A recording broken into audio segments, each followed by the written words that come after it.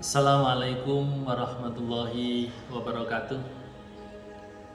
Perkenalkan, nama saya Hamdani, mahasiswa Sekolah Pasca Sarjana Universitas Airlangga Surabaya, jurusan Magister Pengembangan Sumber Daya Manusia.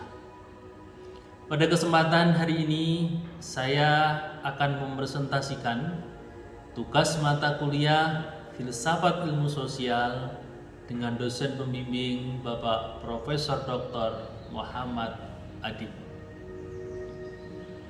Pada laporan makalah atau presentasi makalah ini, saya akan menyampaikan laporan project based learning, yaitu tentang peran filsafat ilmu dalam mengoptimalkan sinergitas pengelolaan vaksin dan vaksinasi COVID-19 bagi para pemangku kepentingan atau stakeholder di Indonesia.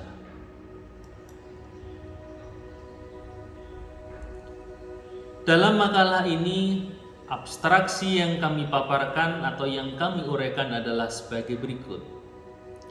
Virus corona adalah jenis COVID-19 telah mengubah konstruksi hubungan sosial dan komunikasi yang sudah lama dibangun jamaah masjid. Hal ini disebabkan adanya fatwa Majelis Ulama Indonesia, organisasi keagamaan, dan protokoler yang ditetapkan oleh pemerintah Indonesia yang dimaknai dan disikapi berbeda-beda oleh pemerintah Indonesia, pengurus takmir, para jamaah, sehingga fenomena tersebut diasumsikan berdampak terganggunya hubungan sosial dan komunikasi antar jamaah. Penelitian ini bertujuan untuk menggali dan mendeskripsikan dampak COVID-19 terhadap hubungan sosial dan komunikasi pengurus dan jamaah masjid. Metode kualitatif dengan pendekatan etnografi komunikasi digunakan untuk mencapai tujuan penelitian. Data diperoleh melalui metode observasi, partisipasi, dan wawancara dengan teknik rekam dan catat. Data yang berhasil dikumpulkan dianalisis secara deskriptif, kualitatif dengan teori sosiolinguistik dan pragmatis. Penelitian ini menghasilkan temuan bahwa COVID-19 telah berdampak pada renggangnya hubungan sosial dan komunikasi antar jamaah masjid. Adapun yang menjadi faktor penyebabnya adalah kode etik memasuki masjid dan selama berada di dalam masjid yang didasarkan pada fatwa Majelis Ulama Indonesia dan organisasi-organisasi keagamaan lainnya serta protokoler yang ditetapkan baik oleh pemerintah Indonesia. Berdasarkan temuan tersebut dapat disimpulkan bahwa virus corona atau COVID-19 telah merubah konstruksi hubungan sosial era new normal sehingga berdampak pada pola komunikasi yang digunakan pada jamaah maupun takmir masjid. Oleh karena itu, perlu model strategi komunikasi yang dapat diterapkan di era new normal dan telah adanya vaksin COVID-19. Latar belakang masalah, research background. World Health Organization atau WHO mengumumkan kasus pneumonia yang terjadi di Wuhan, Tiongkok pada tanggal 31 Desember 2019. Kasus pneumonia terjadi disebabkan oleh virus corona terbaru yang bernama COVID-19, berarti Coronavirus Diseases 2019. Dikutip dalam Hartati dan Susanto tahun 2020. Pada bulan Maret 2020, organisasi WHO tersebut menyebut virus corona sebagai penyakit pandemi, yang berarti virus yang mematikan ini menyebar di luar upaya pencegahan sebagian besar negara di dunia. Dalam Kamus Besar Bahasa Indonesia, pandemi adalah sebuah epidemi yang telah menyebar ke beberapa negara atau bahkan benua dan umumnya menjangkit banyak orang. Dalam kasus ini, COVID-19 menjadi pandemi pertama yang disebabkan oleh virus corona. Berikutnya, alasan pemilihan judul, objek materi, atau starting point. Judul ini dipilih untuk alasan memudahkan peneliti dalam mengkaji pokok masalah yang ada, yaitu dampak COVID-19, pemberian vaksin, dan jamaah masjid. Berikutnya, alasan empiris makalah ini. Alasan empiris penelitian ini adalah diperolehnya deskripsi pengalaman dan permasalahan psikologis eksistensial terkait pandemi COVID-19 dan kejelasan konstruksi tantangan eksistensial masa pandemi serta merangsang studi empiris lanjutan dalam upaya menyelesaikan permasalahan psikologis eksistensial pada masa pandemi. Berikutnya, alasan rasional. Alasan rasional penelitian ini adalah di Masjid PT Smelting yang boleh digunakan untuk sholat reguler dan harian saja, namun belum boleh melaksanakan sholat Jumat. Alasan aktual penelitian ini adalah untuk mengetahui tingkat kepedulian jamaah, takmir, dan pemerintah dalam melakukan pencegahan terhadap penularan COVID-19. Berikutnya adalah studi terdahulu atau preview studies.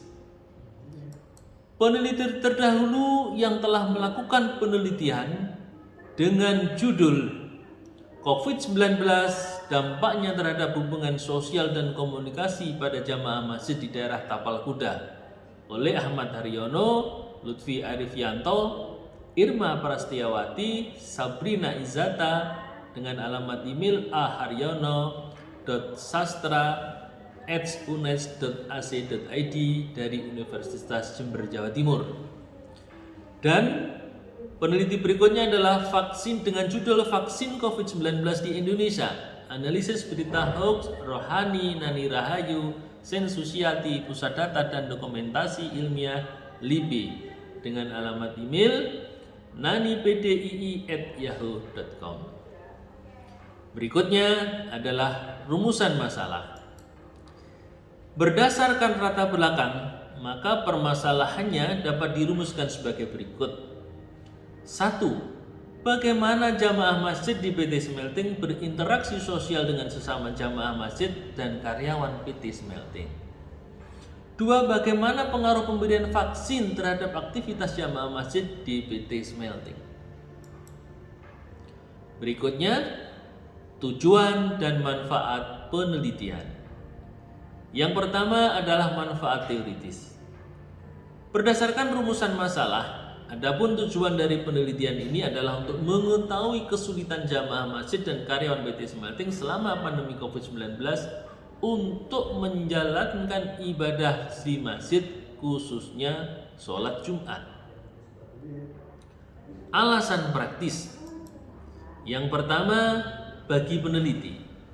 Penelitian ini diharapkan dapat memberikan pengalaman hubungan sosial di masa pandemi COVID-19 yang nantinya akan digunakan sebagai dasar perbaikan diri dalam meningkatkan kualitas hubungan sosial sesama jamaah di Masjid PT Smelting. Kedua, manfaat praktis bagi dosen pembimbing. Penelitian ini diharapkan dapat meningkatkan kualitas dan kuantitas dosen selama bimbingan makalah ini sehingga kedepannya akan semakin baik. Manfaat praktis yang ketiga yaitu bagi program studi.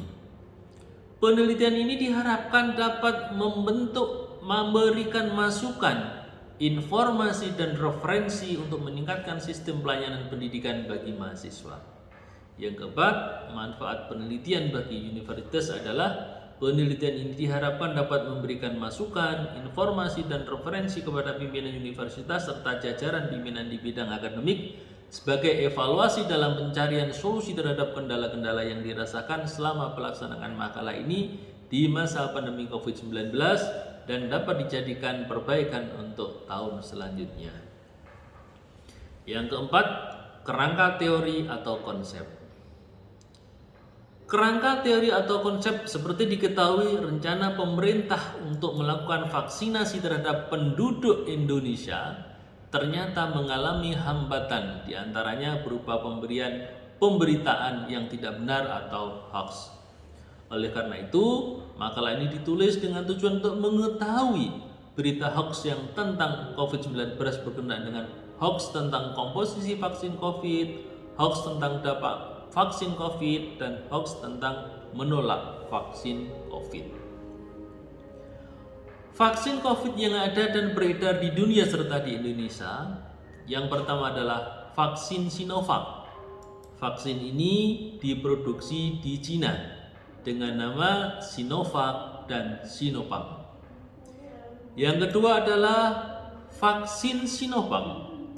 Vaksin ini sama dengan vaksin Sinovac, perbedaannya adalah vaksin ini yang tidak aktif dengan cara kerja yang serupa dengan Sinovac, dan pada tanggal 31 Desember tahun 2020 Sinopharm telah mengumumkan bahwa uji coba fase ketiga vaksin menunjukkan nilai efektivitas sebesar 79%. Yang ketiga adalah vaksin Moderna. Vaksin Moderna memiliki nama dagang mRNA 12.3 yang dibuat oleh Moderna TX dengan tipe vaksin adalah mRNA. Vaksin yang keempat adalah vaksin Pfizer-BioNTech. Vaksin ini telah beredar di dunia dan Indonesia. Nama vaksin COVID-19 ini dari Pfizer-BioNTech adalah BNT162B2, diproduksi oleh Pfizer Incorporation and BioNTech. Vaksin yang kelima adalah vaksin AstraZeneca. AstraZeneca merupakan perusahaan farmasi dari Inggris yang telah melakukan pengembangan vaksin COVID-19 bersama Oxford University, dan pemerintah Indonesia telah melakukan kerjasama dalam rangka penyediaan vaksin yang disebut dengan nama AZD1222. Berikutnya tentang berita hoax. Menurut Kamus Oxford, kata hoax diartikan sebagai suatu tindakan yang bertujuan untuk membuat seseorang mempercayai sesuatu yang tidak benar, sesuatu yang menyenangkan, namun oleh orang dipercaya. Dalam arti kata lain, bahwa kata hoax diartikan sebagai suatu tindakan yang bertujuan untuk membuat seseorang mempercayai sesuatu yang tidak benar, terutama sesuatu yang tidak menyenangkan. Oxford Dictionary 2020. Berikutnya yang kelima adalah metode atau tahapan. Metode atau tahapan yang dipakai dalam makalah penelitian ini adalah metode kualitatif dengan pendekatan etnografi. Komunikasi digunakan untuk mencapai tujuan penelitian. Data diperoleh melalui metode observasi, partisipasi, dan wawancara dengan teknik rekam dan catat. Data yang berhasil dikumpulkan dianalisa secara deskriptif, kualitatif dengan teori-teori sosiolinguistik dan pragmatis. Isi dan pembahasan proyek 2.1 atau yang pertama, isi pembahasan proyek terdiri dari nomor urut, uraian kegiatan, kontribusi apa saja yang telah dikerjakan, hasil yang dicapai, tempat penelitian, serta beberapa keterangan yang melengkapi dari isi dan pembahasan proyek ini. Yang kedua adalah pembahasan proyek. Yang dibahas adalah tentang pembahasan praktis dan pembahasan teoritis atau konseptual. Sehingga dalam penelitian ini nanti ada pembahasan secara praktis berdasarkan logbook dan ada pembahasan teoritis berdasarkan video yang ada atau konsep-konsep yang ada. Yang ketiga adalah penutup. Simpulan, virus COVID-19 telah merubah konstruksi hubungan sosial dan dari era lama sebelum pandemi menjadi era new normal, yaitu perubahan tatanan kehidupan untuk dapat beradaptasi sehingga tetap produktif dalam menjalankan aktivitas baik di bidang ekonomi, pendidikan maupun yang berkaitan dengan peribadatan tanpa mengesampingkan protokol kesehatan yang berlaku. Situasi dan kondisi tersebut telah berdampak pada perubahan pola komunikasi yang digunakan pada para jamaah maupun takmir masjid sebagai akibat dari penerapan kode etik pencegahan pandemi COVID-19. Salan, oleh karena model strategi komunikasi yang mengakomodasi kompetitif komunikasi atau KK dan prinsip kerjasama atau PK yang dapat diterapkan. Yang keempat, ucapan terima kasih. Ucapan terima kasih kami sampaikan kepada dosen pembimbing mata kuliah filsafat ilmu sosial Bapak Profesor Dr. Muhammad Adib. Dan yang berikutnya kami sampaikan terima kasih kepada rekan-rekan semuanya yang telah membantu dalam penyelesaian makalah ini. Akhirnya kurang lebihnya mohon maaf. Saya akhiri. Wassalamualaikum warahmatullahi wabarakatuh.